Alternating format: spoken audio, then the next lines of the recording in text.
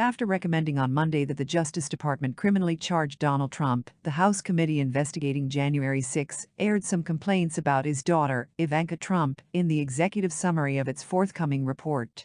The committee noted that not all witnesses were entirely frank or forthcoming, and some Trump White House figures displayed a lack of full recollection of certain issues. It offered two examples: Kayleigh McEnany, who was White House press secretary on January 6, 2021, and the president's daughter and senior advisor.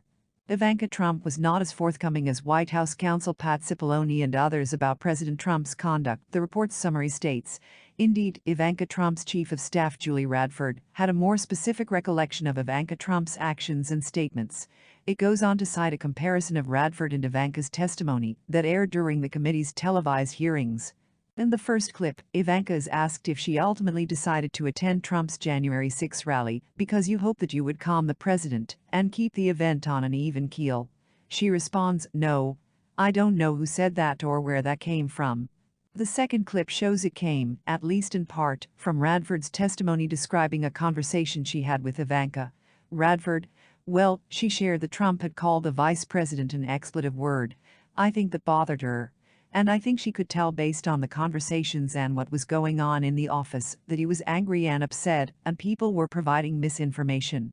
And she felt like she might be able to help calm the situation down, at least before he went on stage. Committee staff, and the word that she relayed to you that the president called the vice president, apologize for being impolite, but do you remember what she said her father called him? Radford, the P word. It's certainly appropriate for the January 6 panel to call Ivanka out for giving what appeared to be evasive answers while testifying under oath. And perhaps in a better world, we'd all be appalled by her apparent shiftiness. But the committee probably got all it could have hoped for out of Ivanka's testimony. As the report notes, she did provide some useful information.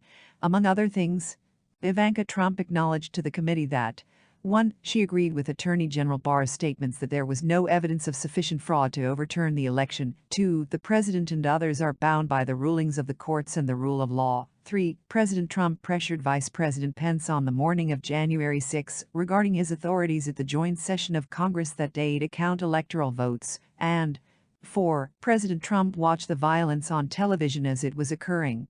And in some ways, the fact that Ivanka testified at all was more important than what she said, and the committee knew this.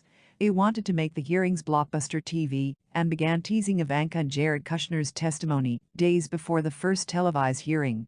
The Washington Post reported on June 4. Although the committee has not made a final decision, people familiar with the investigation believe the panel will screen footage of testimony from Ivanka Trump and Kushner, including Trump's account of her father's actions in the West Wing on January 6. Everybody will pay attention when Jared and Ivanka talk on video. It doesn't matter how damning the presentations are, said a person close to the investigation. Indeed, snippets from Ivanka's testimony were replayed often during subsequent hearings, even when they didn't provide much context or new detail. Ivanka is as A-list as the Trump team gets, and the committee members were wise to see that White House senior advisor Eric Hirschman's panda painting couldn't carry the show on its own.